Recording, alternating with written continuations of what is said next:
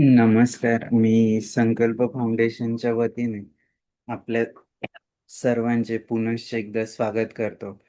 आजच्या संवाद सारथी या वेबिनार सिरीजला सुरू करण्यापूर्वी आमच्या एन-जी-ओ विषयी थोडक्यात माहिती सांगतो. आमचा एन-जी-ओ गेले 13 वर्ष महात्मा गांधीजींच्या खेड्याकडे चला आणि स्वामी विवेकानंद आणि रामकृष्ण परमहंस यांच्या शिवभावे जीवसेवा या तत्त्वाने आमचं एन-जी-ओ काम करतं. गेल्या 13 वर्षात ग्रामीण विकास, पर्यावरण, शिक्षण अशा विविध क्षेत्रात आमचं एन-जी-ओ काम करतंय. गेल्या 13 वर्षात आम्हाला जी काही संधी मिळाली समाजाची सेवा करण्यासाठी, निसर्गाची सेवा करण्यासाठी, त्याबद्दल निश्चितच आम्हाला अभिमान वाटतो. एक छोटीशी व्हिडिओ क्लिप या ठिकाणी मी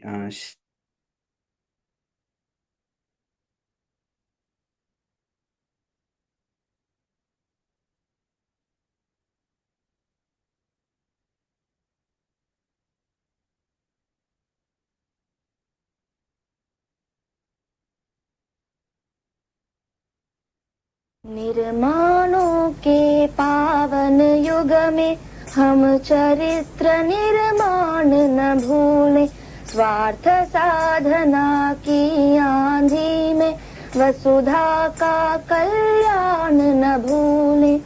माना अगम गाध सिंधु है, संघर्षों का पार नहीं है, किंतु डूबना मझधारों में साहस को स्वीकार नहीं है। जटिल समस्या सुलझाने को नूतन अनुसंधान न भूले। निर्माणों के पावन युग में हम चरित्र निर्माण न भूले, स्वार्थ साधना की आंधी में वसुधा का कल्याण न भूले। शील विनय आदर्श श्रेष्ठता तार बिना झंकार नहीं है। शिक्षा क्या स्वर साध सकेगी यदि नैतिक आधार नहीं है। कीर्ति कौमुदी की गरिमा में संस्कृति का सम्मान न भूले। निर्माणों के पावन युग में हम चरित्र निर्माण न भूले, स्वार्थ साधना की आंधी में वसुधा का कल्याण न भूले। आविष्कारों की कृतियों में यदि मानव का प्यार नहीं है, सुजनहीन विज्ञान व्यर्थ है। प्राणी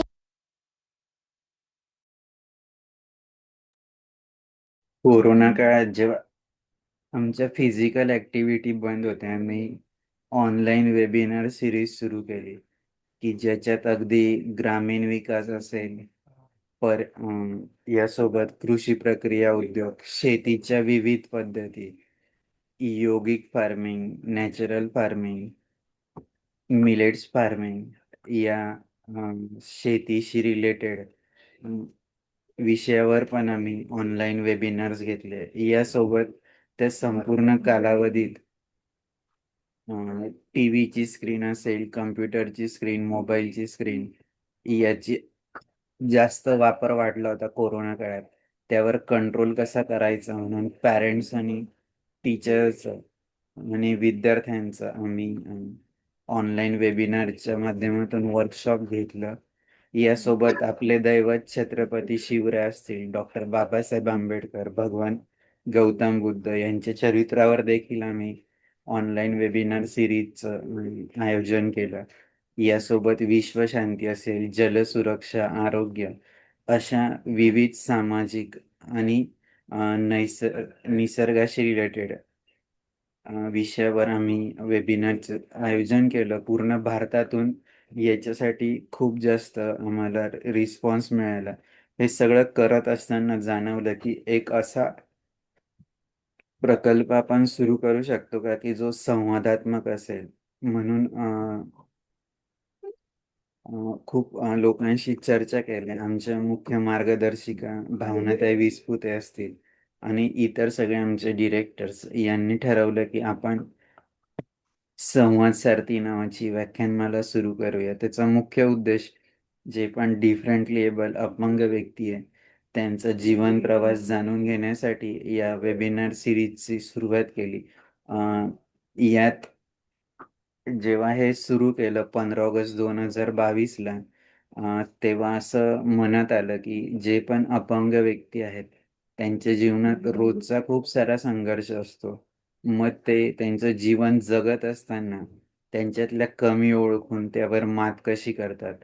आपल्या शिक्षण असेल, करिअर असेल, आपलं जे काही समाजात वावरणं असेल त्याच्यासाठी ते स्वतःला कसं ॲडजस्ट करून घेतात. आपल्या कमी शोधून त्याच्यावर मात करत आपल्या जीवनाचं बॅलन्सिंग कसं करतात आणि हे सगळं करत असताना त्यांच्यात दडलेला जो सारथी आहे, तो इतरांशी आणि स्वतःशी संवादात्मक असं कार्य कसं करतो. तर त्यासाठी या वेबिनार सीरीजची सुरुवात केली आणि आज निश्चित सांगायला आवडेल की 173 वेबिनार्स कंप्लीट झाले. त्यात महाराष्ट्रातले 30-36 पैकी 30 जिल्ह्यातली लोक या ठिकाणी आली आणि महाराष्ट्राव्यतिरिक्त कर्नाटक असेल, पंजाब, गोवा, दिल्ली, उत्तराखंड, उत्तर प्रदेश अशा विविध आपल्या भारतातील जी लोक ही त्यांच्या क्षेत्रात मास्टर ब्लास्टर आहेत, अशी सगळी लोक इथं आली. प्रत्येक वेळेस त्यांच्याकडून आम्हाला नवीन गोष्टी ऐकायला मिळतात, शिकायला मिळतात आणि ऑनलाईनच्या माध्यमातून इतरांपर्यंत पोहोचवण्याची संधी देखील मिळते.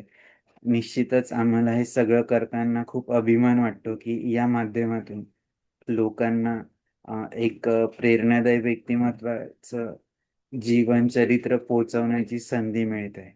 मी जास्त वेळ न घेता आपले आजचे वक्ते मच्छिंद्रनाथ माने यांचा परिचय करून देण्यासाठी अंजना मॅडमला रिक्वेस्ट करते.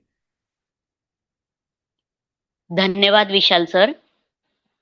आजच्या संवाद सारथी संकल्प फाउंडेशन सामनेर आयोजित संवाद सारथी या वेब संवाद सत्रातील पुष्प 174वे आज गुंफले जात आहे. म्हणतात ना, जिद्द असेल तर अशक्य काहीच नाही. आणि याच जिद्दीचं जिवंत उदाहरण म्हणजे आजचे आपले मान्यवर. महाराष्ट्रातील कोल्हापूर जिल्ह्यातील हातकणंगले तालुक्यातील रहिवासी, सध्या बीकॉम द्वितीय वर्षाचे शिक्षण घेत असलेले आणि NSS स्वयंसेवक म्हणून कार्यरत असलेले माननीय मच्छिंद्रनाथ तुकाराम माने. शारीरिक अडचणींवर मात करत त्यांनी क्रीडा क्षेत्रात स्वतःचं एक वेगळं स्थान निर्माण केलं आहे. व्हॉलीबॉल आणि ॲथलेटिक्स या खेळांमध्ये त्यांनी उल्लेखनीय कामगिरी करत सिटिंग व्हॉलीबॉलमध्ये राष्ट्रीय स्तरावर सहभाग, हाय मध्ये राज्यस्तरीय सिल्वर पदक, प्लेयर अवॉर्ड यासारखा मानाचा पुरस्कार प्राप्त केला आहे. त्यांचा प्रवास म्हणजे संघर्षातून यशाकडे जाणाऱ्या प्रत्येकासाठी प्रेरणादायी मार्गदर्शक आहे. सहनशीलतेतून शक्ती निर्माण करणारा हा प्रवास आज आपण प्रत्यक्ष ऐकणार आहोत. चला तर मग आपणही संकल्प फाउंडेशनच्या या वेब संवाद उपक्रमात सहभागी होऊया आणि अडथळ्यांवर मात करण्यासाठी ऊर्जा मिळवूया. या पुढील सूत्रे मी विशाल सरांकडे सोपवते. धन्यवाद. धन्यवाद अंजना मॅडम. मी पुनश्च एकदा सर्व श्रोत्यांचे स्वागत करतो आणि मच्छिंद्रनाथजी आपल्याला विनंती करतो की आपण आपलं जीवन प्रवास आमच्या सोबत शेअर करावा. खूप खूप स्वागत आहे आपलं. धन्यवाद सर. सगळ्यात प्रथम विशाल सरांचा आणि संकल्प फाउंडेशनचा मी आभार मानतो की त्यांनी मला हा एक अनोखा असा मला प्लॅटफॉर्म उपलब्ध करून दिला, की ज्यामध्ये मी माझं स्वतःचं एक जीवनशैली मी तुमच्यापुढं सादर करू शकेल. त्याचबरोबर आमच्या पॅरा ऑलिम्पिक स्पोर्ट्स असोसिएशनचं देखील मी आभार मानतो आणि पॅरा अकॅडमीचं देखील, की त्यांनी मला एक अशा ठिकाणावरून इथपर्यंत पोहोचवले, की ज्यातून मला म्हणजे अशी कोणतीच म्हणजे मला वाटत नव्हती, की मी आता पुढे माझी भविष्याची वाटचाल तर करू शकेल. कारण आणि सगळ्यात महत्त्वाचं म्हटलं तर संतोष सरांना मी आभार मानतो. नमस्कार, मी मच्छिंद्रनाथ तुकाराम माने. माझं मूळ गाव सांगली जिल्ह्यातील कामेरी आहे. 2008 साली माझ्या वडिलांचे एका अल्पशा आजाराने निधन झाले. त्यावेळी माझे वय 3.5 वर्ष व भावाचे वय 1.5 वर्ष असल्याने आपल्याला समाजात तर आता आपण बघतोच, की एका विधवा स्त्रीला किती आपण म्हणजे अ, समाजाचं पाहण्याचा दृष्टिकोन किती वेगळा आहे. त्यामुळे आमच्या मामांनी त्यांच्या गावी गुमटी या ठिकाणी आम्हाला आमच्या उदरनिर्वाहासाठी ते घेऊन आले. मग आमचा उदरनिर्वाह करत आम्हाला मग आईला दुसऱ्यांच्या शेतात किंवा मामाच्या काम करतच म्हणजे आम्हाला खायला लागायचं. कारण एकतर आमच्याकडे तेवढी आमची परिस्थिती नव्हती, की आमचं एवढं रान वगैरे असेल असं काही नाही. त्याच्यातूनच मग तिला बघून बघून मग आम्हाला पण थोडी कामाची वगैरे सवय लागत गेली. मग आम्ही पण शाळेला जायच्या आधी आम्ही पण काम वगैरे करायचो आणि त्याच्यातूनच मग शाळेला शिक्षण वगैरे पूर्ण करत होतो. असंच चालत चालत आयुष्यात काही चढ उतारे आले, येत गेले.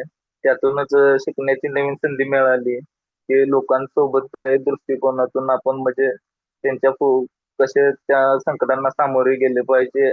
2004 पासून माझ्या आयुष्यात जन्म आज झाल्यापासून बऱ्यापैकी काही चढ उतार जास्त प्रमाणात आले.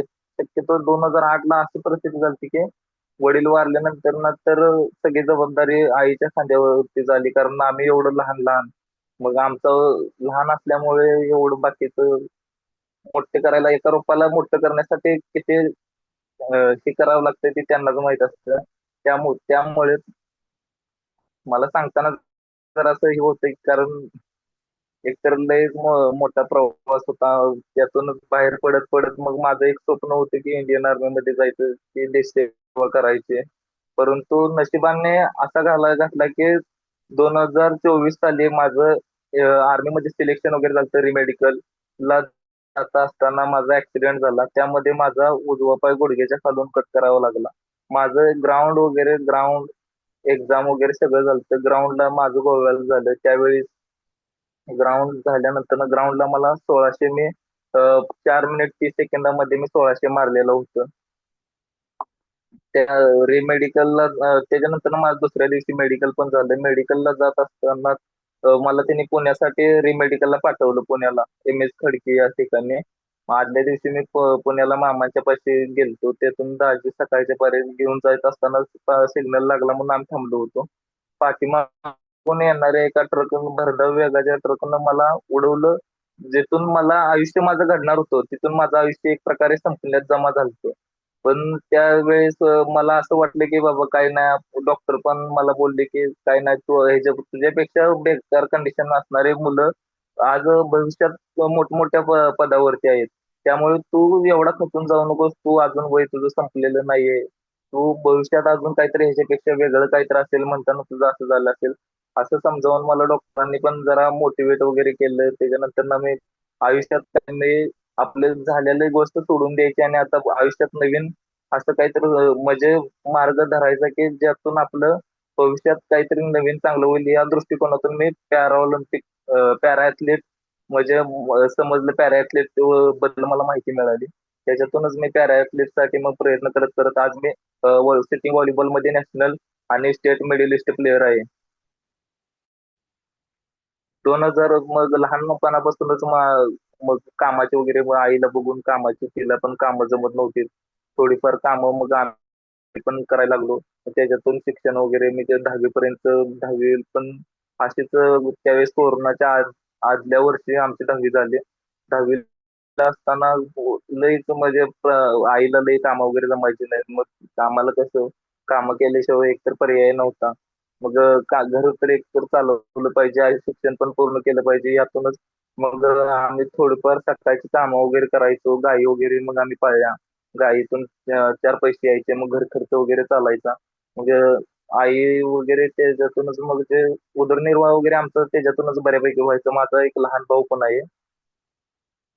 आणि मग आम्ही असं करत करत माझी 10वी पूर्ण झाली. 10वीला मला 67.40% गुण मिळाले.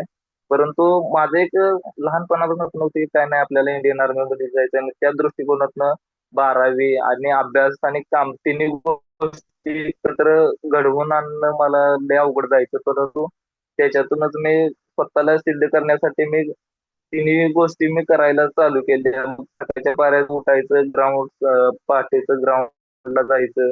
तिथून मागे आल्यानंतर ना जनावरांचं वगैरे बघायचं, कारण घर खर्च तर त्याच्यावर चालायचा.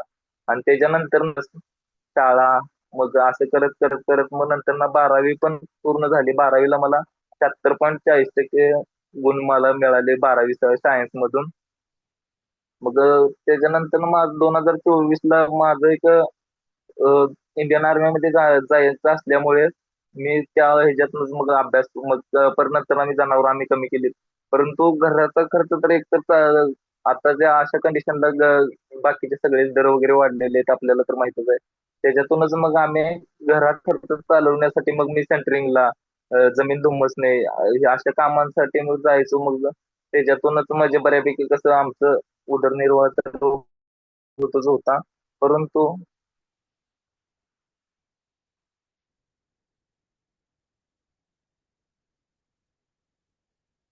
हॅलो, बोला ना, तुमचा आवाज बंद आहे.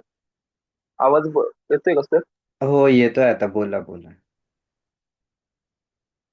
मग आमचं त्याच्यातूनच म्हणजे शिक्षण वगैरे मी पूर्ण वगैरे केलं. मग लहानपणापासून हे असल्यामुळं ते कामाचे वगैरे एक अंगात असे सवयच होऊन गेलती की काय नाही बाबा, आपल्याला कष्ट किती पण लागू दे, पण करायचं. पण आपल्याला कुठंतरी ध्येय आपलं साध्य करायलाच पाहिजे. कारण जर का आपण नाही काही केलं तर आपल्याला परत भविष्यामध्ये आपल्याला आपण काय आहे ते आपल्याला सिद्ध स्वतःला करायला लागणार. कारण का आपलं आपण एवढं ते लहानपणापासून म्हणजे स्वतःच म्हणजे जवळून एवढं मी परिस्थिती पाहिली की त्यामुळे मला काहीतरी करून घरातून बाहेर पडणं गरजेचंच होतं. त्यामुळे मग मग पहिल्यापासूनच मग पहिल्यांदा मग पहिला फॉर्म 2023 साली मी मुंबई पोलीससाठी ट्राय केला त्याला. त्यावेळेस मी ग्राउंडला गेल्यावरती 1600 मी आउट ऑफ मारलेला, गोळा 8 मध्ये टाकलेला आणि 100 मीटरला मी पळत असताना रेषेवरती मॅट वगैरे अंतरलेलं. त्या मॅट मध्ये माझा पाय अडकून गुडघ्यावरती मी पडलो. त्यामुळे माझा उजव्या पायाला गुडघ्याच्या लिगामेंटचा मला त्रास चालू झाला तेव्हापासून.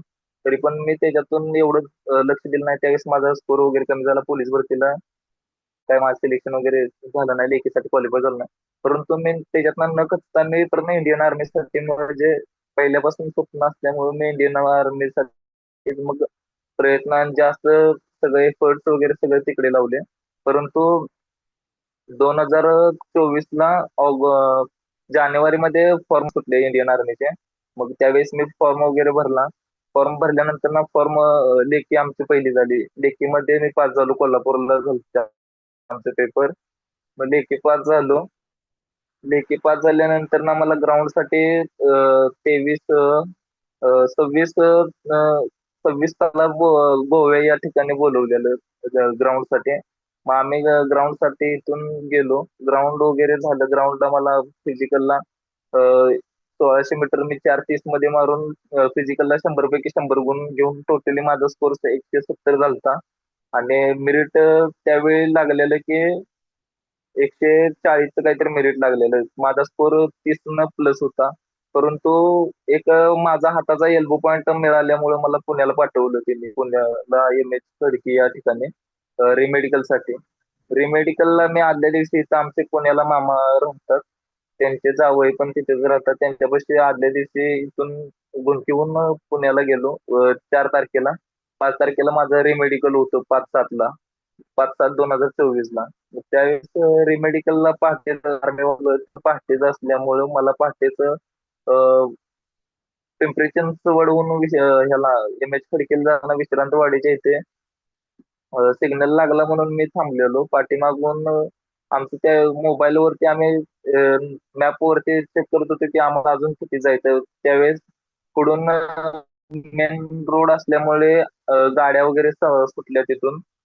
सुटल्यावरती पाठीमागून आमचं लक्ष नसताना तोपर्यंत पाठीमागून येणाऱ्या एका ट्रकनं तोपर्यंत आम्हाला उडवलं. त्यामध्ये मला दुसरं पायावरती माझा पहिलं चाक त्यांचं ट्रकचं पायावरती गेल्यावरती दाजी ऍक्टिव्ह असल्यामुळे बाहेर पडले, परंतु मी त्याच्यामध्ये अडकलो. मग धडक जोराची बसल्यामुळे माझ्या पायाला पूर्ण डॅमेज जास्त प्रमाणात झालं. गाडी संग मी पण अडकलेलो आतमध्येच. तसंच फुटपाथवरनं गाडी ओढत खाली जाऊन पडली. खाली पडल्यावरती दाजी बाहेर पडले आणि मग त्यांनी मला बाहेर ओढून काढलं. तोपर्यंत मागली चाकाची गाडीवरून सगळी जास्त जाऊन गाडी पण डॅमेज झाली. जर का मला त्यावेळेस दाजीने ओढलं नसतं तर आज मी तुमच्या समोर असेल की नाही हे पण माहिती नव्हतं. परंतु त्याच्यातून माझं म्हणजे तिथून मी बाहेर पडलो. पण नंतर ना संचेती पुण्यामध्ये संचेती हॉस्पिटलला दाजीने मला ऑपरेशन साठी तिकडे नेलं अँब्युलन्स मधून. मग तिथं ऑपरेशन वगैरे झालं. त्यावेळेस आमच्या घरातील मामा वगैरे मामी वगैरे म्हणत होते की डॉक्टर साहेब काय पण करा फक्त पाय त्याचा वाचवा, कारण त्यानं एवढं जिद्दीनं सगळं इथपर्यंत आलाय. पायाचं वगैरे हे नको. मग डॉक्टर पण म्हणले की आम्ही जेवढं आमच्या हातात आहे की तेवढं आम्ही करू शकतोय. आमच्या हातात जी गोष्ट नाही त्याला आम्ही काही करू शकत नाही. मग असंच त्याने वाचवण्याचा प्रयत्न तर केलाच बऱ्यापैकी. मग त्याने म्हणले आम्हाला जेवढा वाचवता येईल तेवढा आम्ही पाय वाचवण्याचा प्रयत्न करतो.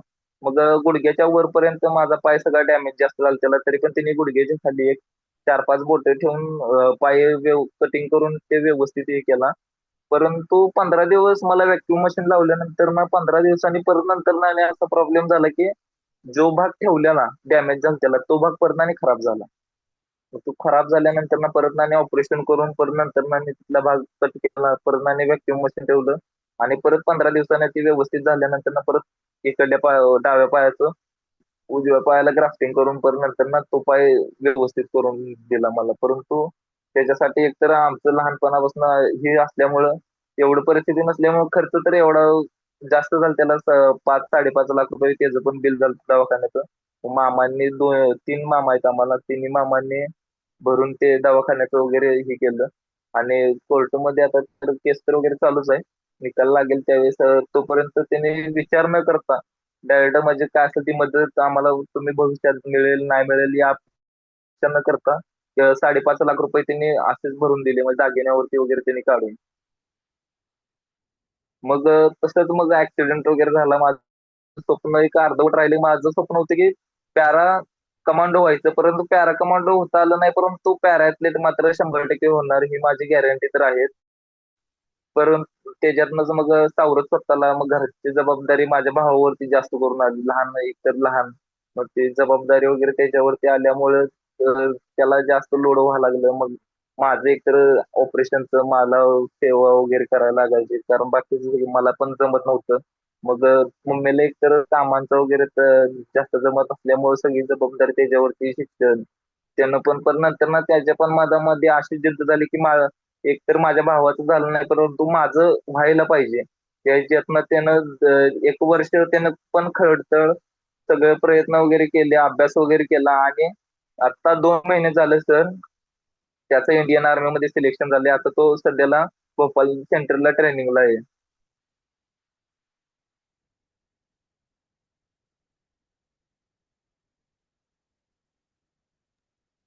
वाव, खूपच छान. तुमच्या खेळाविषयी पण सांगा ना. अ, खेळाविषयी सर तर मला पहिल्यांदा म्हणजे ज्यावेळेस मला खेळाचं वगैरे म्हणजे ऍक्सिडेंट झाला त्यावेळेस मला खेळाचं काहीच माहिती नव्हतं.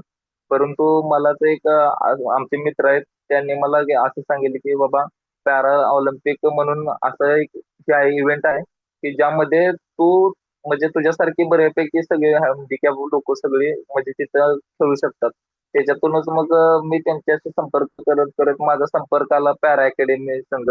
मग आमचे विष्णू पाटील सर आहेत त्यांच्याशी माझा संपर्क झाल्यावरती त्यांनी मला सगळे माहिती वगैरे सांगितली. त्यांनी खेळाविषयी मला बऱ्यापैकी जरा एक प्रकारे मला हे केले की म्हणजे एखाद्या वाळलेल्या पेंडीला एक ठिणगीशी पुरेशी असते की पेटण्यासाठी, ते काम आमच्या पॅरा अकॅडमीने केलं. कारण मी एक प्रकारे असा विजलेला व्यक्ती होतो की जे मला सुरुवात देखील मला कुठून करायची हे देखील माहिती नव्हतं, परंतु त्यांनी मला एक माझ्या आयुष्यात ठिणगीचं काम हे पॅरा अकॅडमीने केलं. कारण आज मी नॅशनल खेळलो ते पण त्यांच्यामुळेच खेळलो. कारण जर का त्यांनी मला जर का सांगितलं नसतं की आपल्या म्हणजे हँडिकॅप लोकांना हे इव्हेंट असतात, अशी अशी माहिती मला खेळांविषयी जर का त्यांनी दिलीच नसती, तर मी आज नॅशनल खेळू शकलो नसतो.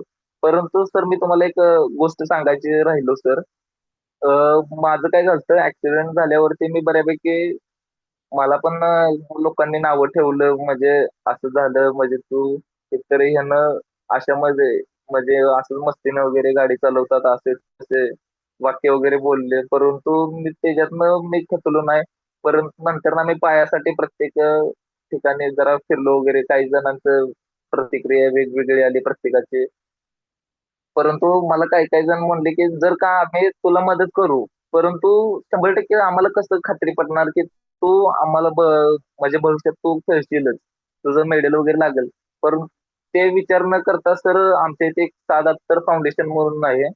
त्यांनी एक सपाट्याचे एक इव्हेंट ठेवलेले कोल्हापूरला. 800 सपाट्या पैलवानांसाठी ठेवलेले. माझ्या मनामध्ये एक जिद्द होती की काय नाही बाबा, आपल्याला ज्या ज्या लोकांनी बोललेले की काय नाही बाबा हा करू शकणार नाही आणि आपण याला मदत करायला नको, अशा त्या लोकांना मला फक्त डाऊन द्यायचं होतं. म्हणून सर मी एका पायावरती 800 सपाट्या मारून सर एक वेगळाच तिथला विक्रम तयार केलाय सर. त्यावेळेस पण अशी गोष्ट झाली की पॅरा अकॅडमीचं म्हणजे काय झालं, 138 मारल्यानंतर ना माझा पायाला एका डाव्या पायाला माझ्या सिंटींचा प्रॉब्लेम जरा जास्त चालू झाला. म्हणताना मी 138 मारून मी बंद केलं. परंतु आमच्या पॅरा अकॅडमीचे सगळे आमचे सर वगैरे मॅडम वगैरे ते पण मी सपाट्या मारणार आहे त्यामुळे ते मला बघायला आलते.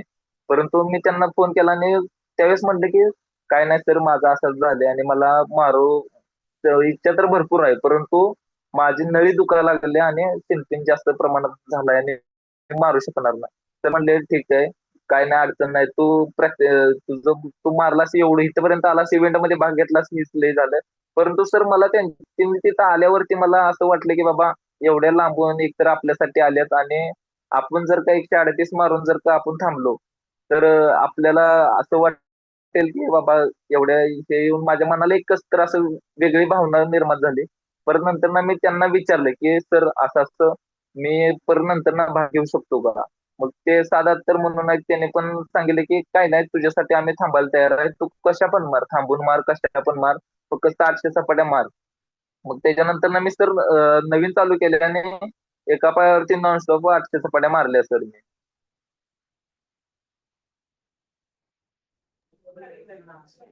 खूप छान. आणि व्हॉलीबॉलमध्ये कसं सिलेक्शन झालं? Sitting volleyball. व्हॉलीबॉलला आमचं सर कसं चालतं माहितीये का, म्हणजे त्यांनी सिलेक्शन ट्रायल ठेवलेली नागपूर साईड, नागपूरमध्ये. मग त्यावेळेस मला म्हणजे त्याच्याबद्दल माहित नव्हतं. आमचं महाराष्ट्र अकॅडमी म्हणून महाराष्ट्राचं एक असोसिएशनचं वेबसाईट आहे त्यांचे, म्हणजे ग्रुप आहे त्यांचा.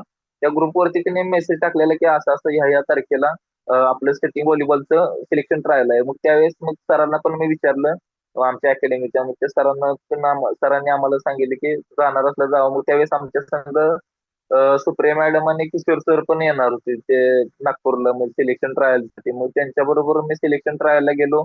त्यावेळी तिथं माझा बऱ्यापैकी गेम झाला नाही, परंतु त्या सरांना एक असं वाटलं की काय नाही बाबा, हा भविष्यात जाऊन काहीतरी करू शकतोय, कारण एकतर वय कमी आहे आणि जर का अशा मुलांना जर का आम्ही हे केलं, तर भविष्यात आपल्या महाराष्ट्रासाठी चांगले जर का मुलं तयार करायला आपल्याला भविष्यात मिळणार नाही. त्यामुळे मग तिने सरांनी माझं सिलेक्शन पण केलं. म्हणजे बाकीचे पण होते, परंतु त्याच्यातून माझं सिलेक्शन केलं. मग एवढं सगळं केल्यानंतर ना मला पण वाटलं की बाबा काय नाही, आपण प्रॅक्टिस तर 100% केलीच पाहिजे. कारण त्यानंतर मला एकच महिना फक्त प्रॅक्टिससाठी होता. मग त्याच्यानंतर ना मी इथेच मग आमच्या इथं ग्राउंड वरतीच मग प्रॅक्टिस वगैरे करायला, सेटिंग मध्ये प्रॅक्टिस वगैरे करायला चालू केली. त्याच्यानंतर ना मग तिथं आमच्या मॅचेस झाल्या ते 25, 26, 27 जानेवारीमध्ये, फेब्रुवारीला. त्यावेळेस मॅचेस झाल्यानंतर त्यावेळेस तिथे मॅचेसला गेल्यावरती सर पण मला म्हणले की बाबा तुझं आलायस, तू प्रॅक्टिस वगैरे केलायस का नाही?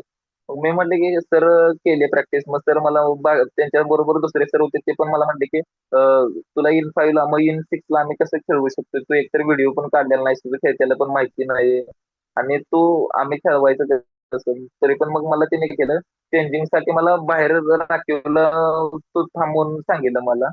परंतु त्यावेळेस मॅच मध्ये मॅचच्या आधी जरा प्रॅक्टिस वगैरे करतात, त्यावेळेस मग तिने मला खेळताना जरा बघितलं.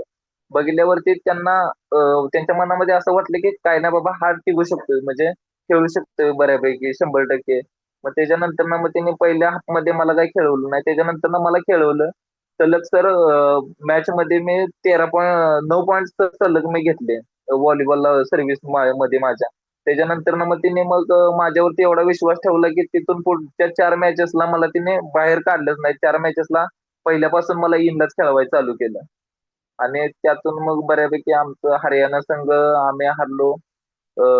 जम्मू काश्मीर संघ त्यानं आम्ही झालतो. मग त्याच्यातूनच मग बऱ्यापैकी शिकायला मिळालं की बाबा काय नाही, आपण जर का मनात आणलं, ध्येय जर का ठरवलं, तर अशक्य अशी कुठलीच गोष्ट नाही आपण ती करू शकत नाही, असं काय कोणतीच गोष्ट नाही.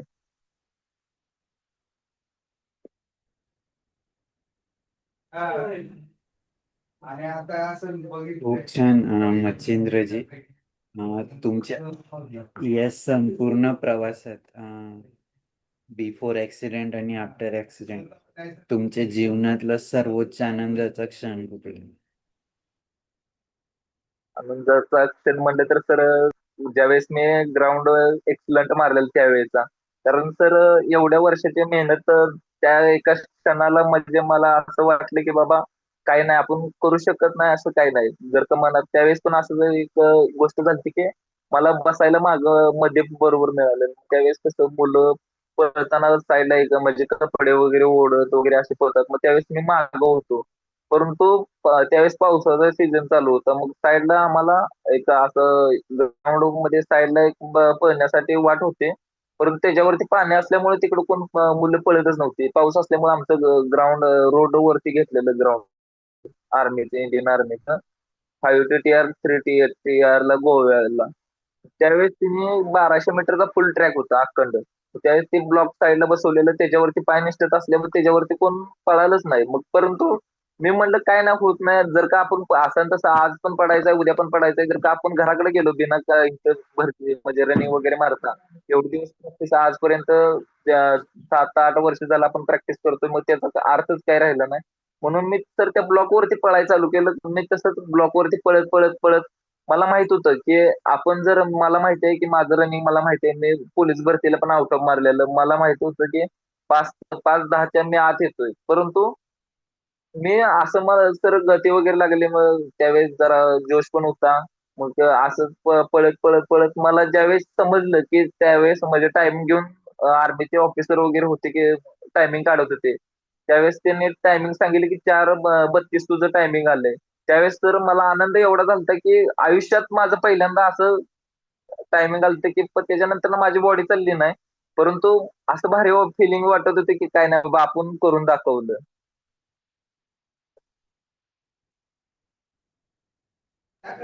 तो क्षण सर माझ्यासाठी असं लय मोठा होता. या आणि या संपूर्ण प्रवासात तुमच्या आयुष्यातला वेदनादायी क्षण, मग तो फिजिकली असेल, मेंटली असेल किंवा बाय हार्ट असेल, असा कुठला क्षण की जो कधी विसरू शकत नाही? तसे तर 2 क्षण आहेत. एक तर वडिलांचं निधन. त्यावेळेस लहान असल्यामुळे त्यावेळेस असं वाटत होतं की बाबा बाकीच्या मुलांच्याकडे बघितल्यानंतर न वाटायचं की बाबा आमच्या पण माझं माझे वडील वगैरे असते तर आम्ही पण असं केलं असतं बाकीच्यांच्या सारखं.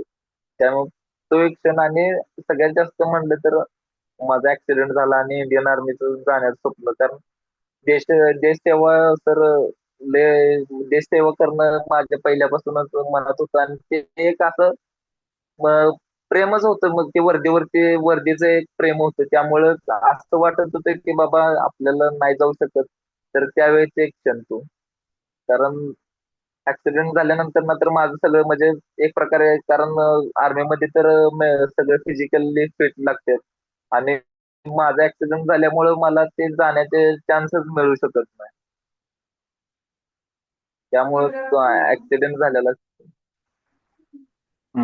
दुसरं अजून एक विचारायचं होतं की जसं तुम्ही सांगितलं की तुम्हाला खेळासाठी पॅरा अकॅडमीने एक वाट दाखवली, तसं तुमच्या आयुष्यात आफ्टर ॲक्सिडेंट की मला उभं राहायचं आहे आणि काहीतरी करायचं आहे, तर हा स्पार्क कुठून मिळाला, ही ठिणगी कुठून पेटली, तुम्हाला का सगळं असं वाटलं त्याबद्दल सांगा.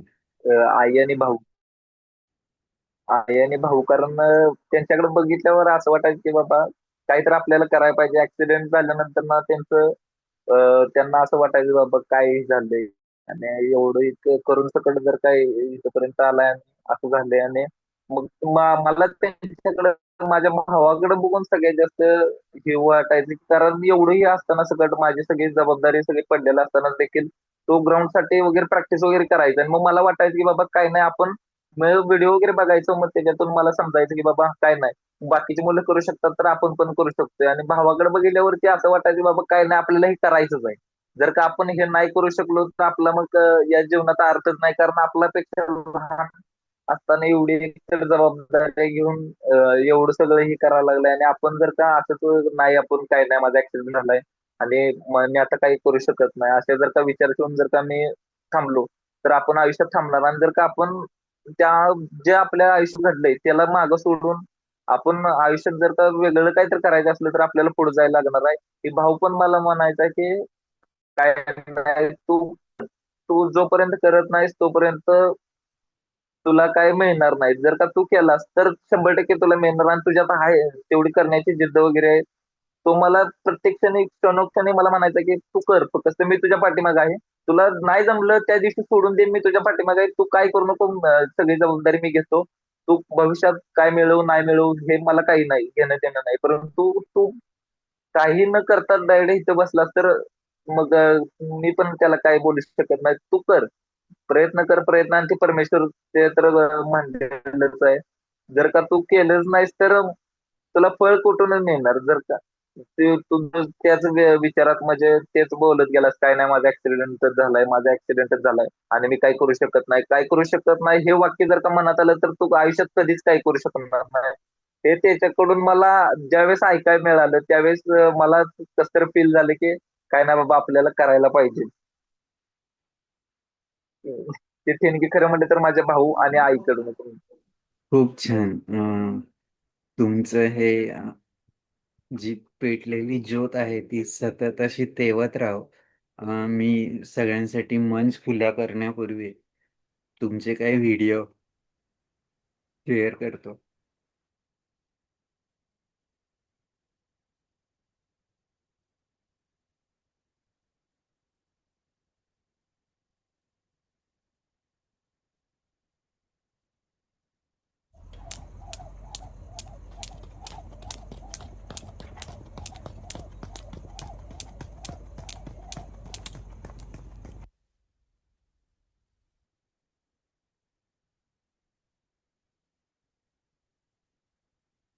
या व्हिडिओ विषयी सांगा ना, मी तोपर्यंत दुसरा व्हिडिओ. या व्हिडिओ विषयी सांगायचं म्हटलं तर माझ्या मित्रांच्या मुळे कारण सर मी त्यावेळेस ग्राउंडवर माझे ऍक्सिडेंट झाल्यावरती मी बसायला जायचो. त्यावेळेस मला ते म्हणायचे की मी म्हणायचे की मला ब्लेड रनर नाही त्यामुळे मी काय करू शकत नाही. एकतर मला पाय पण बसवाय नव्हता. त्यावेळेस मला मग ते म्हणायचे की काय नाही तू हळूहळू का होईना जरा जरा काहीतरी करायला चालू कर. तू जर का वॉकर घेऊनच म्हणलास काय नाही मी वॉकर घेणार आणि चालणार वॉकर घेणार आणि चालणार. तू असं करत जर का राहिलास तर तुला मग काहीच म्हणजे तू म्हणजे तुझ्या अंगात मला ब्लड रनर मिळेल त्यावेळेस मी प्रॅक्टिस करतो. तोपर्यंत जर का बसलास तर तू बसूनच राहशील. मला ते म्हणले की काय नाही तू जरा जरा प्रॅक्टिस करायला चालू कर. मग त्याच्यात मग त्यांनी मला म्हणले की तू उड्या मारायला चालू कर सगळ्यात महत्वाचं. मग उड्या वगैरे मी मारायला चालू केल्या. मग असं करत करत करत एक दिवस असा पण आला की मला जखम वगैरे जास्त झाली त्याला पायाला आणि पाय माझा दुखत होता. मग ते मला म्हणले की तुला एवढं जमतंय तर मग तू हाता उभा राहायला चालू कर. हातावर चालेल एकांद्रा पळत नाही हातावर चालेल एकांद्रा. मग त्याच्यानंतर ना मग ते मला म्हणायला लागले मग त्यांनी मला मदत करत करत मग हातावर उभं राहायला चालू झालं. मग हातावर चालायला मग हातावर एका हातावर नंतर ना उभा राहायला देखील चालू झालं.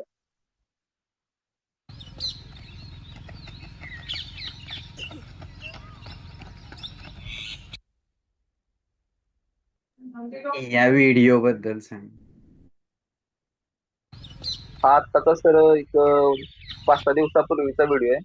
ह्याच्यामध्ये आम्हाला स्लो रॅपिडेशन मारायला लावलेल्या. ह्या रॅपिडेशन सर आम्ही त्यावेळेस 2 मिनिटात म्हणजे मारत होतो. 5 किलोमीटरचं टायमिंग काढायचं होतं. स्लो स्लो रॅपिडेशन मारायचं होतं. आणि त्याच्यानंतर आदल्या दिवशी एक अशी गोष्ट झाली की सर, सरांनी मला सांगितलेलं की काय नाही, तू रॅपिडेशन मारायचे आणि जेवढ्या कमी म्हणजे रॅपिडेशन आपल्याला किमान एक 10 रॅपिडेशन तरी गेल्या पाहिजेत. आणि तुला म्हणजे तुझ्या ह्यानं तू कसा स्पेस लावायचा आहे तसा लाव, परंतु तू पूर्ण कर.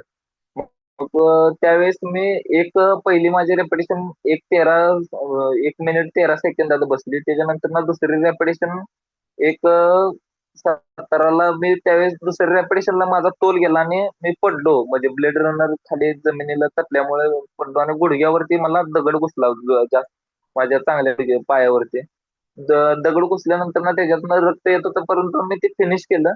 पण नंतर ना सर मला म्हणले, काय नाही एवढं काय हो, एवढं काय प्रॉब्लेम, हे टेन्शन घेत बसू नको, कारण तुझं ऑलरेडी ह्या पायाला एवढं झालंय तर तू हे करतोयस, तरी ह्याचं काय एवढं घेऊन बसलायस, एवढ्या रक्तानं काय होणार नाही. त्याच्यानंतर ना परत मला त्याने रॅपिडेशन अशा मी टोटली 4-5 रॅपिडेशन मारल्यानंतर ना थांबलो. आणि तो ब्लेड रनर काढला त्यावेळेस मला समजलं की त्या ब्लेड रनर मधून सकट देखील मला ह्या पायाला देखील जखमा जास्त प्रमाणात झालेल्या.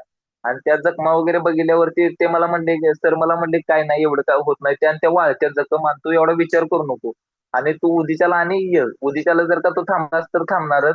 तू ये उद्याच्याला, तू काय व्हायचंय ते होऊन दे, जखम वाढली तर बघू आपण पुढला प्रश्न. आणि सर मी प्रॅक्टिस आता एक 15 दिवस झालं मी आता ब्लेड रनर वरती प्रॅक्टिस करतोय. आज 1 तास तर मी कंटिन्यू प्रॅक्टिस केली. आज मला जखमांचं असं झालंय की जखमांचं आता ते ऑटोमॅटिकली दररोज पाय घालून देखील त्या जखमा ऑटोमॅटिकलीच वाळायला चालू झाले त्या. आणि आज बऱ्यापैकी आता सरांनी म्हणजे आता आज 400 मीटरच्या रॅपिटेशन होत्या, परंतु 400च्या आम्ही 3 मारल्या. तर 300 मीटरच्या 4 मारल्या आणि 120च्या आम्ही 6 रॅपिटेशन मारल्या. 120च्या सर मी 54 सेकंदात मध्ये मारले ते रॅपिटेशन. 300च्या 4 रॅपिटेशन 154 सेकंदामध्ये मारून मग जरा त्रास वगैरे पायांना पण भरपूरच होते, कारण ब्लेड रनरची एकतर सवय नाही आणि आता घातलाय त्यामुळे तर जास्तच प्रॉब्लेम होतोय. खूप छान. प्रत्येक व्हिडिओ बघण्यासारखा आहे. अजून एक व्हिडिओ लावतो.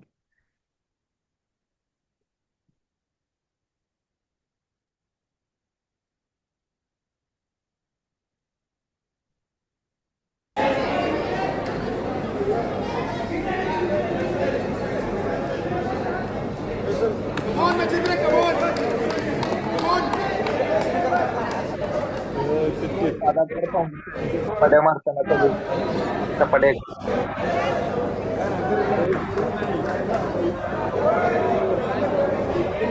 अर्धवट सोडून देते, परंतु मी एका पायावरती 800 सपाट्या मारून कंटिन्यू तर मी एका पायावरती 800 सपाट्या मारून एक वेगळा विक्रम तर तयारच केला. परंतु लोकांसाठी एक प्रेरणादायी असं उदाहरण पण ठरलं की बाबा काय नाही, जर का करू मनात जर का आलं की मी करू शकतोय तर करू शकतोय 100%.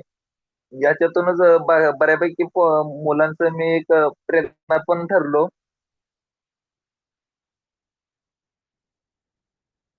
हा त्यावेळेस इव्हेंट झाला त्याला याच्यामध्ये कोल्हापूर शाहू मार्केट यार्ड मध्ये त्यांनी सादातर फाउंडेशननं पैलवानांसाठी खास करून ठेवलेलं सगळ्यात महत्वाचं, कारण त्यांना पैलवान म्हणजे आपल्या महाराष्ट्रातील सगळ्या ऑल पैलवानांसाठी ठेवलेलं. परंतु फास्ट मध्ये जेवढं म्हणजे तुमचं सेकंद जेवढं कमी येतील, पहिला नंबर त्यांनी 31 मिनिटांमध्ये 800 सपाट्या मारलेला कोल्हापूरचाच पैलवान आहे.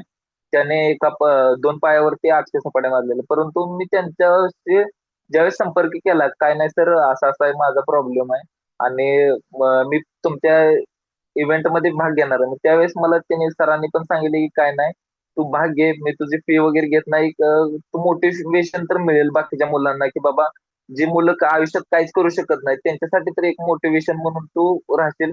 तू मार नाही मार परंतु ये तू इथे. मग त्याच्यानंतर ना मग तिथं मी इव्हेंटला गेलो.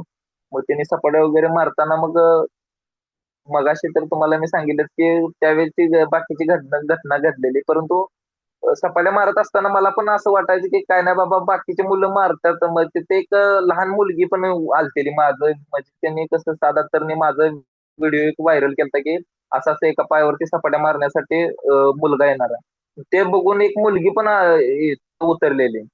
800 सपाट्या मारायला एक 9 वर्षाची होती मुलगी लहान. तिला पाहून मला पण असं वाटायचं की बाबा हा ही मुलगी मारू शकते तर आपण काय झालं. आपण तर तिच्यापेक्षा ती 9 वर्षांनी आपण 21 वर्षाचा आहे. आज बऱ्यापैकी ती एका पायावर म्हणजे तिच्या बरोबरच झालो मी पण 9 वर्षाचा. मी पण असा विचार केला आणि म्हणलं काय नाही जर का लहान मुलं मारू शकते तर आपल्याला काय झाले, आपल्याला एक पाय लय झाला त्याच्यावरतीच आपण मारायचं असं करत तर मी 800 सपाट्या कंटिन्यू मारून त्या पूर्ण केल्या. खूप खूप सॅल्यूट तुम्हाला. अजून एक व्हिडिओ आहे तो शेअर करतो.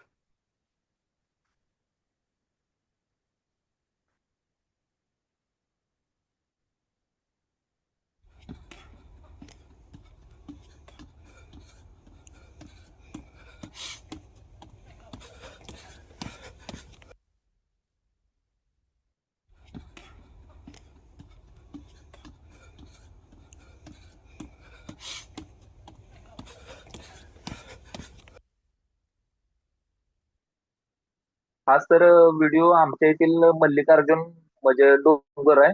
मग याच्या इथं मुलं म्हणजे ग्राउंड वरली मुलं वगैरे प्रॅक्टिस साठी वगैरे जातात म्हणजे तिथं तिथे 800 पायऱ्या आहेत टोटल 800 पायऱ्या. मग त्यावेळेस कसं ते असं ते मुलं मी गेलतो खरं म्हणलं तर चालायला. परंतु तिथे गेल्यानंतर ना ते मारत्याला बघून मला पण वाटतंय की काय नाही आपण एका पायावरती जरा जरा करून का होईना हळूहळू जाऊन आपण ते पूर्ण करूया. कारण मुलं 3-3, 4-4 रॅपिटेशन मारायचे ते खाली वर करून. मग मी पण मग काय नाही आपण एका पायावरती जाऊया आणि बघूया काय होतं एकदा होईल जे होईल ते होईल. मग मी 800 पायऱ्या सर मी जरा मग 2-3 एक टॉप घेतले त्याच्यानंतर मी 800 पायऱ्या त्या कंटिन्यू सर मी 800 पायऱ्या मारलेल्या. त्यावेळेस त्यांनी ते साईडचं एक ते जे खाली उभारलेले ते तांदळवाडीचे आहेत त्यांनी मला मारत्याला बघून त्यांनी माझा हा व्हिडिओ काढलेला. आणि त्याने नंतर ना मग मला माहिती वगैरे विचारली की बाबा काय आणि तू कारण ते म्हणले की आम्हाला चालताना दम भरायला लागला आणि तू एका पायावरती उड्या मारत चाललाय. म्हणून तिने तो व्हिडिओ काढला. मग माझा नंबर वगैरे घेतला त्याच्यानंतर ना तिने मला तो व्हिडिओ पण पाठवला.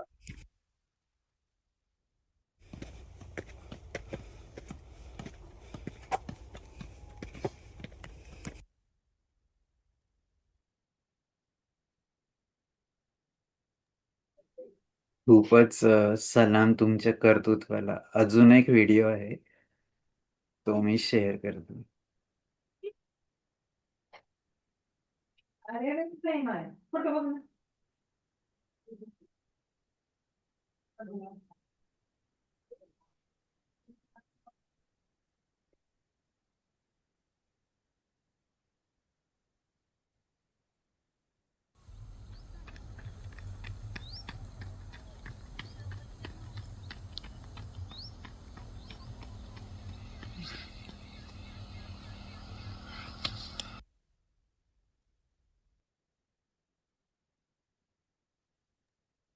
या व्हिडिओ बद्दल पण सांगा.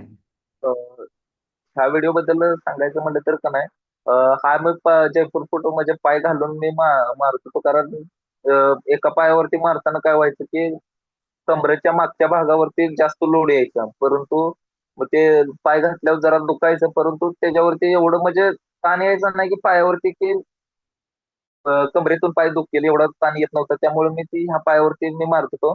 आणि सगळ्यात महत्वाचं सर सांगायचं झालं तर स्टेटला ज्यावेळेस माझ्याकडे ब्लेड रनर नव्हता त्यावेळेस मी त्या आता जो जयपूर फोटो म्हणून रोटरी क्लब वाल्याने मला मोफत दिलेला आहे पाय त्यावरती मी सर स्टेटला मी पळायला प्रयत्न केला. त्यावेळेस बऱ्यापैकी कसं मी ग्राउंड वरती वगैरे प्रॅक्टिस वगैरे करताना तो वापरतच होतो. जो चालायसाठी पाय आहे त्याच्यावरती मी रनिंग करत होतो. परंतु स्टेटला ज्यावेळेस असं प्रॉब्लेम झाला की आय एम टायमिंगला बरोबर तो पायच निघाला माझा.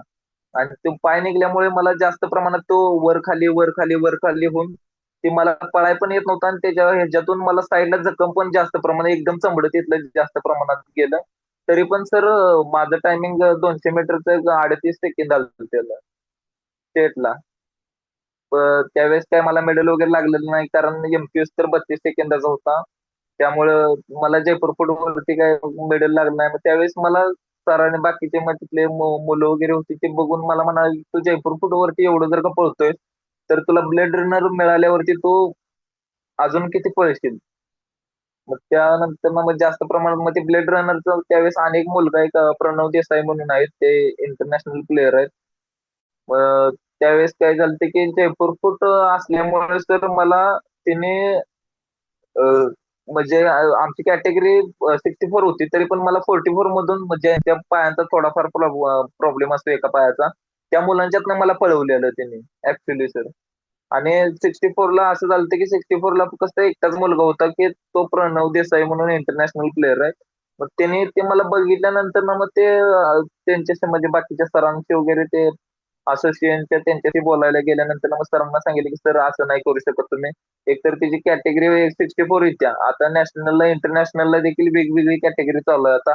एकत्र नाही खेळवत आणि तुम्ही सर मी ऑलरेडी 64 ला असताना तुम्ही त्याला 44 ला कसं काय खेळवलं म्हणून त्याने विचारलं. मग सर म्हणले की काही नाही, त्याच्याकडे एकतर ब्लेड रनर नाही, तो जयपूर फूट वरती पळणार आहे, त्यामुळे आम्हाला पण तसं हे नाही, परमिशन नाही की त्याला आम्ही की 64 मध्ये खेळवू शकेल. कारण जर का त्याच्याकडे ब्लेड रनर असतात तर आम्ही त्याला 64 मध्ये तुझ्या संघ खेळवलं असतं. मग त्यावेळेस त्याने बोललं की काय नाही सर, त्याचं अँप्युटी तर आहेच, त्यामुळे तुम्हाला त्याला 44 ला खेळवून नका सर, तुम्ही 64च करा त्याची कॅटेगरी. मग त्याच्यानंतर ना मला त्यांनी तिथं मग जास्त वेळ झाल्यानंतर ना मग त्यांनी मला 64 कॅटेगरी माझी त्यांनी करून दिली, माझी 64 कॅटेगरी. खूप खूप प्रेरणादायी असं तुमची कहाणी आहे आणि अजूनही खूप पल्ला गाठायचा आहे. त्यासाठी तुम्हाला शुभेच्छा देतो. आता मंच सर्वांसाठी खुला करतो. थँक्यू. आधी मी भानसे सरांना विनंती करतो की त्यांनी बोला. सर नमस्कार सर. सर्वांना माझा नमस्कार. नमस्कार. नमस्कार भानसे सर, बोला. अं, आता पॅरालिम्पिकचे तुम्ही गेम खेळून आले सर, खूप छान वाटून आलं. आणि एवढ्या लवकर तुम्ही तयारी केली तुमच्या एक्सिडेंट होऊन पण, त्यासाठी तुमच्या भावाला, तुमच्या आईला, तुमच्या फ्रेंडला सगळ्यांना शुभेच्छा देतो. आणि थँक्यू सर.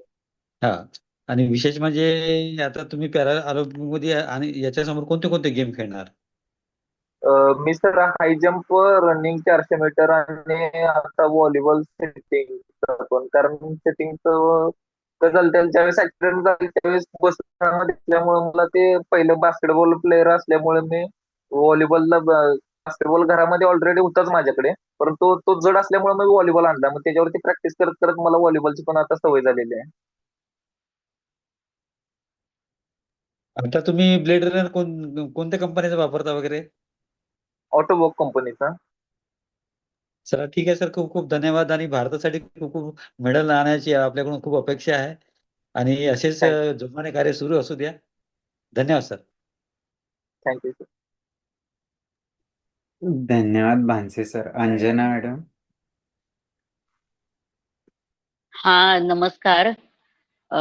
खूप म्हणजे कौतुकास्पद आहे आणि प्रेरणादायी असं हे व्यक्तिमत्व आहे. महत्वाचं म्हणजे हल्लीच्या तरुण पिढीसाठी खरोखरच हे शिकण्यासारखं आहे की आपण काही छोट्या छोट्या गोष्टीला थांबतो, पण कुठेही त्यांनी न थांबता, कुठलाही सुरुवातीला आधार नसताना एवढी छान मोठी झेप घेतली आहे.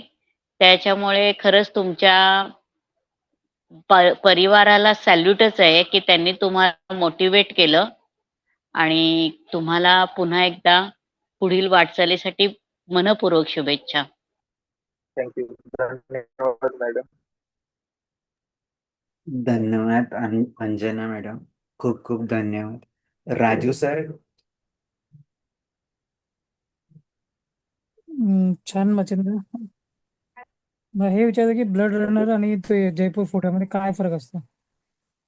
जयपूर फूट सर असा पाय आहे की तो नॉर्मली चालण्यासाठी, आणि तो पाय सर म्हणजे असं त्याचे म्हणजे जयपूर फूट पूर्णपणे असा खालीपर्यंत येतो, आणि ज्याच्यामध्ये जखमा वगैरे जास्त प्रमाणात होतो घालण्यासाठी तो इझी वाटतोय, म्हणजे त्याच्यामध्ये काय प्रॉब्लेम वगैरे होत नाही, कारण तो असा पायासाठी सुटेबल असा पाय नाही. आणि तो मला कसं मोफत आपल्याला रोटरी क्लब मधून तो मला मिळालेला आहे पाय, त्याची किंमत 10-20 हजार रुपये पर्यंत असेल. आणि ब्लेड रनर मध्ये असं सर होते की ब्लेड रनर मध्ये पूर्ण एअर टाईट पाय राहिल्यामुळं तो हालत नाही पाय, म्हणजे पायचं घर्षण वर खाली होत नाही. आणि जयपूर फुटला सर कापड जास्त प्रमाणात वापरायला लागल्यामुळं ते घर्षण जास्त प्रमाणात होतंय पायाचं. नाही म्हणजे मुवमेंटचा पण काही संबंध असतो त्याला. नाही, चालण्यासाठी बऱ्यापैकी कोणत्याही प्रकारचा म्हणजे प्रॉब्लेम वगैरे तर येत नाही. परंतु रनिंग वगैरे किंवा जास्त त्याच्यावरती असं फास्ट ऍक्टिव्हिटी जर का करायला गेलं तर ते जास्त प्रमाणात लगेच एक 2-3 मिनिटांमध्ये लगेच जखम होऊन जाते. कारण ते चमडं ज्यावेळेस घासतं त्यावेळेस गरम होतोय पाय नाही आपला. गरम झाल्यामुळे तो लगेच तिथे एकदम जखम करतो. हम्म. तो मोकळा नुसतं चालण्यासाठी तो पाय चांगला आहे जयपूर फूट. ओके. मग दुसरं तर मी ऍक्च्युली मला थोडा उशिरा मी सुरुवात केला. पण दुसरं तुम्ही पर्सनल इन्कमच्या बाबतीत काय करता का? काय झालं? इन्कम सोर्स त्यासाठी काय करता का त्याचं काय? आता सध्याला सर तर जनावरच आहेत. कारण इन्कम सोर्स आता जनावरच करू शकतोय. कारण आता बीकॉम सेकंड इयरला एकतर शिक्षण चालू आहे आणि मग कामाला पण आता रनिंग वगैरे करून ह्याच्यातनं कामाला जायला एकतर टाइम पण नसल्यामुळे जनावरांचं असं आहे की आपल्याला 2 2.5 3 तास राबावं लागते. परंतु कधीही आपल्याला म्हणजे कंपनीच्या सारखं म्हणजे ह्या टायमिंगला जाऊन ह्या वेळेतच असं काही नाही. मम्मी पण मदत करू शकते नाही, त्यामुळे जनावरांच्या ह्याच्यावरती सोर्स चालू आहे आता सध्याला तरी. आणि आता अच्छा. भावाचा आहे आर्मीमध्ये. छान.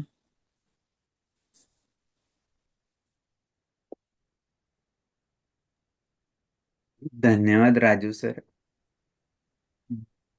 छिंद्रनाथजी, खूप छान प्रवास आहे तुमचा, प्रेरणादायी असा. आणि जसं मी सुरुवातीला सांगितलं की इथं जितकेही महानुभाव येतात प्रत्येकाकडे एक मास्टर ब्लास्टर असतं त्यांच्या क्षेत्रातलं. आणि जसं तुम्ही म्हटलं की मला वर्दी नाही मिळाली, पण निश्चितच भारतासाठी जेव्हा मेडल आणाल आणि तुमच्यासाठी राष्ट्रगान गायलं जाईल, ते खरोखर एक तुमच्यासाठी आणि देशासाठी अभिमानाचा क्षण असेल. आणि तो लवकरच मिळेल. आणि तुम्ही जो प्रयत्न सुरू ठेवलाय त्यातनं निश्चितच कुठलीही गोष्ट चॅलेंज ॲक्सेप्ट करून ते सपाटे मारणं, की जे नॉर्मल मल्लांना जमलं नाही, ते तुम्ही एका पायावर 800 सपाटे मारणं, ते पण कंटिन्युअसली. खरोखर सॅल्यूट तुमच्या ह्या सगळ्या कार्याला, की ठरवलं तर काही करू शकतो आपण. आणि ती जी ज्योत तुमच्यात पेटलेली आहे ती अशीच सतत तेवत राहो. आणि तुमचे जे जे काही ड्रीम्स आहेत ते कम्प्लीट हो अशा शुभेच्छा देतो. आणि आमचे संकल्प फाउंडेशन आणि संवाद सारथी परिवाराकडून तुमचे ऋण व्यक्त करतो. आपण पुढेही संवादात राहूया.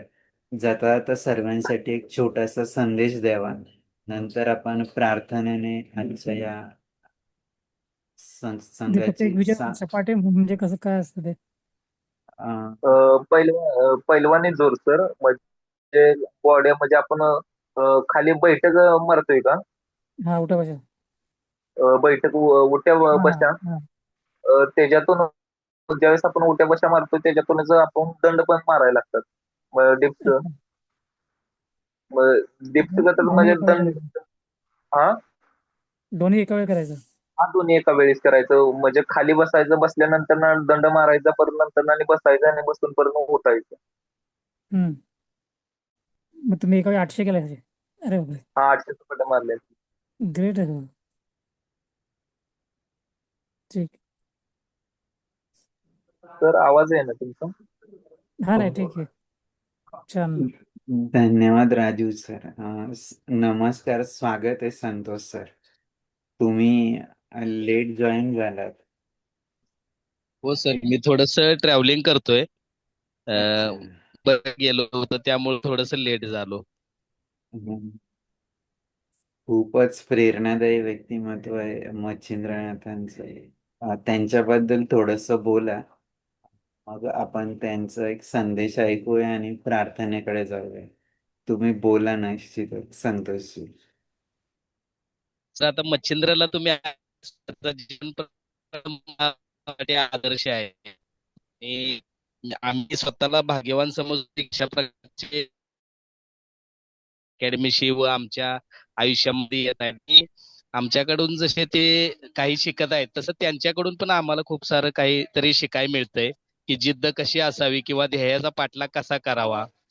किती जरी अडचणी आल्या तरी त्या अडचणीवर कशा प्रकारे मात करून आपला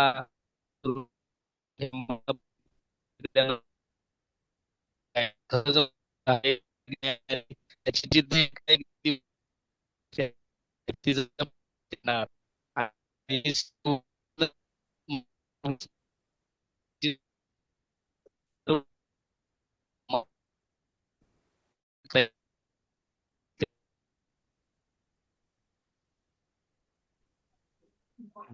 धन्यवाद संतोष सर, तुमचा आवाज खूप ब्रेक होतोय. ट्रॅव्हलिंग अच्छा अच्छा. निश्चितच तुम्ही जसं म्हटलात की सर्वांसाठी प्रेरणादायी असं व्यक्तिमत्व आहे आणि जे ठरवलं ते करूनच दाखवतात, चॅलेंज ॲक्सेप्ट करून. असं सगळ्यांसाठी पथदर्शक असं काम करतात.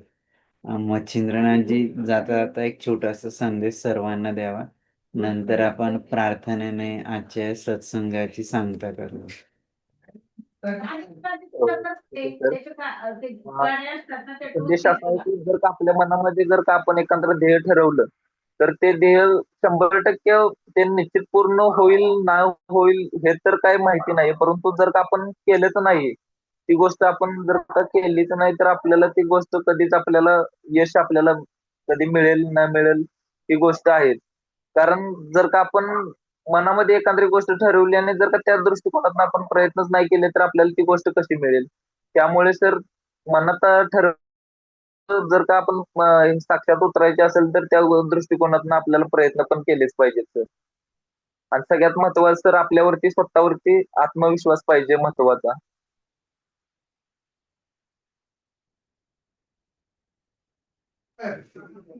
अं, धन्यवाद पुनश्च एकदा मच्छिंद्रनाथजी.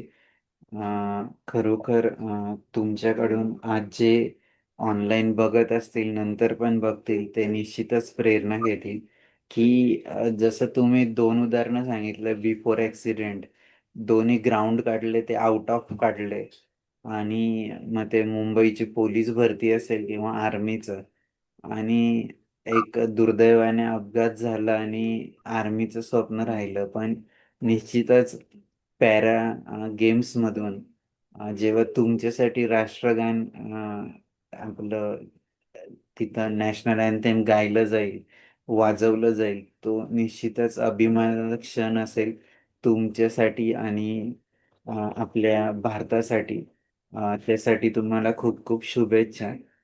पुनश्च एकदा तुमचे ऋण व्यक्त करतो. आपण छोट्याशा प्रार्थनेने आजच्या ह्या सत्संगाची सांगता करूया. सर्वे भवन्तु सुखिनः, सर्वे सन्तु निरामयाः, सर्वे भद्राणि पश्यन्तु मा कश्चित् दुःखभाग् भवेत्. ओम शांती शांती शांती. ओम मैत्री मैत्री मैत्री. ओम. धन्यवाद सर्वांचे. पुनश्च एकदा आपण पुढच्या एपिसोडला भेटूया आणि परत अडथळ्यांवर मात करत जीवनाची नवीन ऊर्जा मिळवण्याचा प्रयत्न करूया. धन्यवाद.